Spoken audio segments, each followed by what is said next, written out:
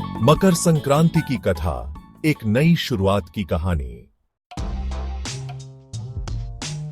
बहुत समय पहले भारतवर्ष की धरती पर किसान अपनी मेहनत और समर्पण से फसल उगाते थे।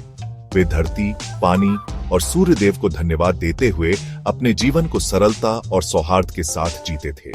लेकिन समय के साथ मनुष्य ने प्रकृति का सम्मान करना और उसका आभार व्यक्त करना कम कर दिया। इसी कारण एक बार धरती पर ठंड और अंधकार ने अपना डेरा जमा लिया। फसलें समय पर पक नहीं पा रही थीं और किसान चिंता में डूब गए। एक छोटे से गांव में राघव नाम का एक मेहनती किसान रहता था। वह अपनी मेहनत और दयालु स्वभाव के लिए प्रसिद्ध था। एक रात जब राघव गहरी नींद में था, उसे सूर्य देव ने स्वप्न में दर्शन दिए। उनका तेजस्वी स्वरूप आकाश से प्रकाश फैला रहा था।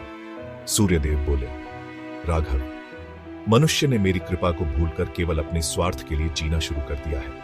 अब समय आ गया है कि वे मुझे धन्यवाद दें और प्रकृति के प्रति अपनी कृतज्ञता व्यक्त करें। राघव ने हाथ जोड़कर पूछा, हे प्रभु, हम कैसे आपकी कृपा प्राप्त कर सकते हैं? सूर्य देव ने कहा, जब मैं मकर राशि में प्रवेश करूं, उस दिन को खुशी और उत्सव के साथ मनाओ। पतंग उड़ाओ, तिल और गुड़ के व्यंजन बनाओ और अपने आशीर्वाद दूसरों के साथ साझा करो। इससे तुम मेरी कृपा और प्रकृति का संतुलन पुनः प्राप्त करोगे। सुबह होते ही राघव ने पूरे गांव को सूर्य देव का संदेश सुनाया। सभी ने मिलकर तैयारियां शुरू की। महिलाओं ने दरवाजों पर रंग बिरंगी रंगोली बनाई, पुरुषों ने खेतों से लाए तिल और गुड़ से मिठाइयां तैयार की और बच्चों ने रंग बिरंगी पतंगे बनाई। मकर संक्रांति के दिन सूर्योदय से पहले गांव के लोग नदी में स्नान करने पहुंचे। उन्होंने सूर्य देव को जल अर्पित किया और रंग बिरंगी पतंगे आसमान में उड़ाई।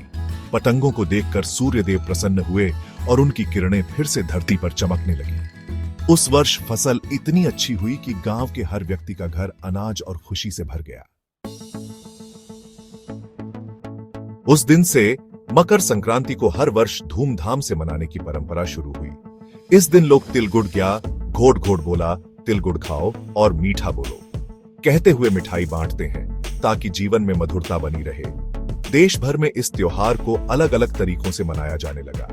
गुजरात में पतंग उत्सव, महाराष्ट्र में तिल गुड़ का वितरण और तमिलनाडु में इसे पोंगल के रूप में मनाया जाने लगा। मकर संक्रांति आज भी हमें सिखाती है कि प्रकृति का सम्मान करें, उसके प्रति कृतज्ञ रहें और हर नई शुरुआत का स्वागत खुशी और सकारात्मकता के साथ करें।